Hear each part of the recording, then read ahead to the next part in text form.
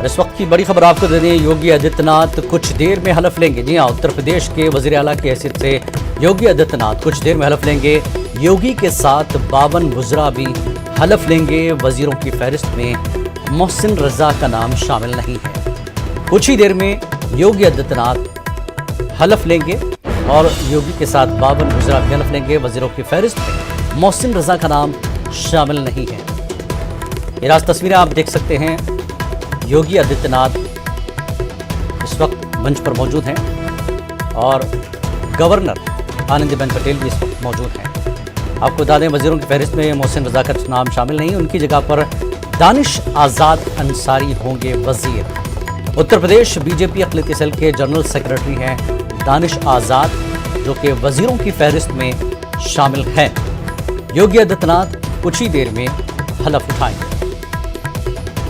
उत्तर प्रदेश में नई हुकूमत बनने जा रही है। 10 तारीख को ये फैसला हो चुका था कि किसकी सरकार उत्तर प्रदेश में बनने जा रही है।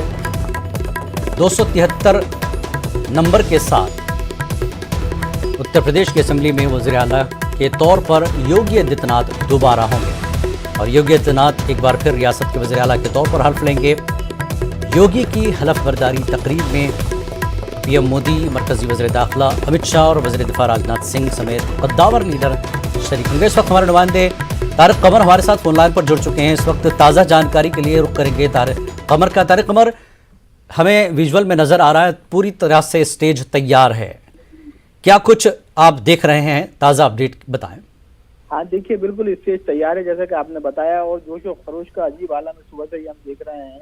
और अभी थोड़ी देर पहले ही राजनाथ सिंह पहुंचे हैं, केशव प्रसाद मौर्य वहाँ पर ऑलरेडी मौजूद है। पहले से ही आनंदीबेन पटेल उत्तर प्रदेश की गवर्नर मौजूद हैं और योगी जी सबका इस्तकबाल कर रहे हैं। वजीर आला तो खुद इस्तकबाल कर रहे हैं डाइस पर खड़े होकर। और देखिए, मंजर जो है वो काबिल तारीफ भी है और काबिल शुनीद भी है। और जैसा कि आपने पहले भी बताया है नाज़रीन को जिलानी, जिस अंदाज से हुकूमत साजी का अमल शुरू हुआ है, उस दिन से ही योगी मुस्तकिल योगी आदित्यनाथ पूरे मूड में दिखाई दे रहे हैं। और देखिए, उन्होंने साबिक वज़ीर आला को भी बजाते खुद फोन करके सबको दावतनामे भेजे हैं और अहम जो वीआईपीज हैं उनको सबको उन्होंने खुद राब्ता किया है। तो आप सोच सकते हैं कि किस अंदाज का जो खरोच है।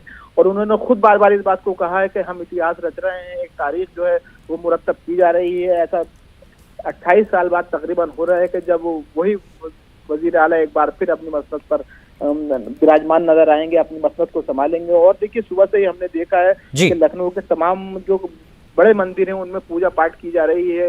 वीआईपी गेस्ट हाउस के सामने बाकायदा प्रोग्राम मुनज़्ज़म किए जा रहे हैं। जय योगी जय मोदी के नारे सुबह से ही बुलंद हो रहे हैं।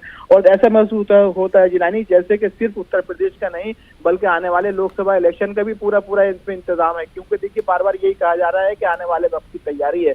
जो पूरी तकरीब मुनाकिद की गई है, जाहिर है काना स्टेडियम में लाखों लोग मौजूद हैं। तो ये सब इसीलिए है कि लोगों में जो जोश व खरोश है, यहाँ से कोई पैगाम देना चाहती है बीजेपी का आला इख्तियार कि आइंदा जो इलेक्शन होगा उसकी तैयारी कैसे होगी। और जाहिर है ये जो इलेक्शन की फतेह है इसकी खुशियों को कैसे साझा किया जाएगा तमाम लोगों से, तमाम नुमाइंदों से, अरकान से और बिलखुसूस अवाम से। तो ये जो मंजर है ये नजर आ रहा है स्क्रीन पर, आप दिखा रहे हैं हमारे नाज़रीन को, और हम भी यहाँ से देख रहे हैं कि किस अंदाज से लोगों में जोश व खरोश है। और योगी आदित्यनाथ बाकायदा खुद खड़े होकर लोगों का इस्तकबाल कर रहे हैं और कुछ अहम लोगों का इंतजार। बिल्कुल तारिक कमर, बताया जा रहा है कि मरकजी वज़रा भी यहाँ पर होंगे और साथ ही पीएम भी पहुँच रहे हैं, वज़ीर दाखिला अमित शाह होंगे और कद्दावर लीडरों की बात सामने आ रही है।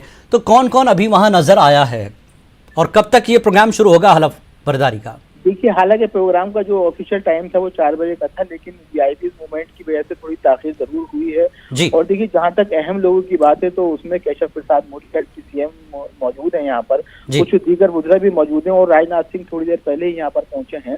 तो देखिए, कुछ अहम चेहरे हैं, जाहिर है कि गवर्नर। और ये भी कहा जा रहा है कि मुलायम सिंह यादव और अखिलेश यादव, मायावती को भी जो है तकरीब के लिए दावतनामा दिया गया है, वो मदऊ किया गया है। तो इनके आने का कितना मतलब चांस है? कौन कौन पहुंचेगा? कोई दिखाई दे रहा है दूसरी पार्टियों से, अपोजिशन से खासकर? देखिए, जहां तक अपोजिशन का ताल्लुक है तो अभी तक बड़े लीडरों में से कोई भी लीडर नजर नहीं आया है। हालांकि कहा यही जा रहा था कि अखलाकी तौर पर जो मुजाहरा किया जाएगा अखिलेश की जानिब से, इम्कानात यही थे कि शायद मुलायम सिंह पहुंचेंगे, लेकिन अभी तक ऐसी कोई इत्तला हमारे पास नहीं है और ना ही हमें नजर आए हैं वो। उनका मूवमेंट की भी कोई खबर अभी तक हमारे पास जिले में नहीं आई है। तो देखिए, कांग्रेस ने पहले ही, कांग्रेस के 2 लीडरों ने ये कहा था कि हमारे पास दावतनामा है लेकिन हम जा नहीं पाएंगे। जी। समाजवादी पार्टी के अहम जो कद्दावर लीडर हो सकते हैं उसमें से अभी कोई बड़ा चेहरा नजर नहीं आया है। जी। तो कहीं ना कहीं ये तो एक महसूस होता है कि मायावती को लेकर क्या खबर है?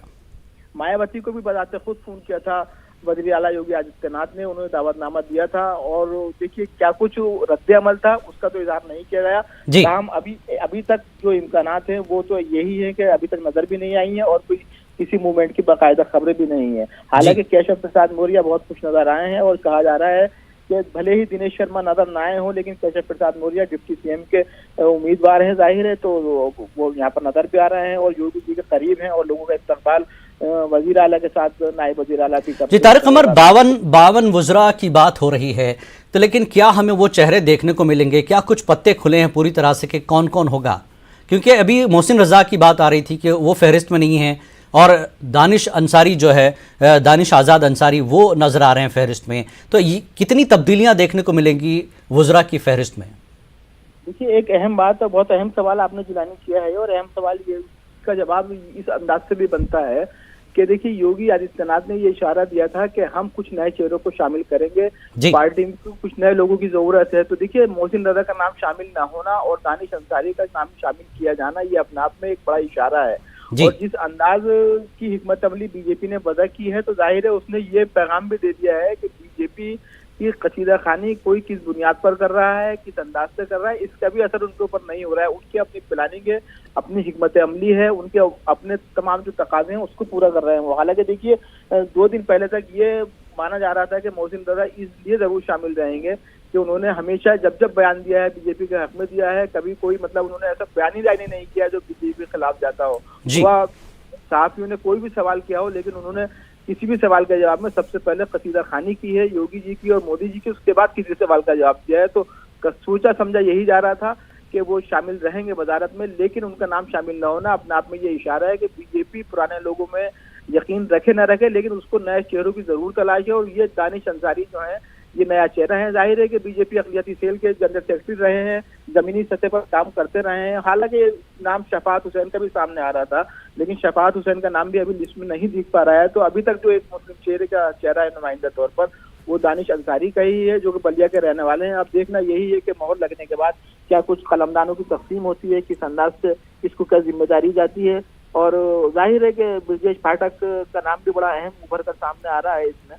तो ये तमाम चीजें जो है नजर रखने की हैं। अब कुछ ही देर के बाद ये तकरीब शुरू होगी तो अपने उरूज पर पहुंचेगी, फिर जैसा भी कुछ वजाहत की जाएगी तो वो सबको नजर आएगा जिला में। जी बहुत बहुत शुक्रिया तारिक कमर, इस खबर पर बने रहिए, हम फिर अपडेट आपसे लेंगे।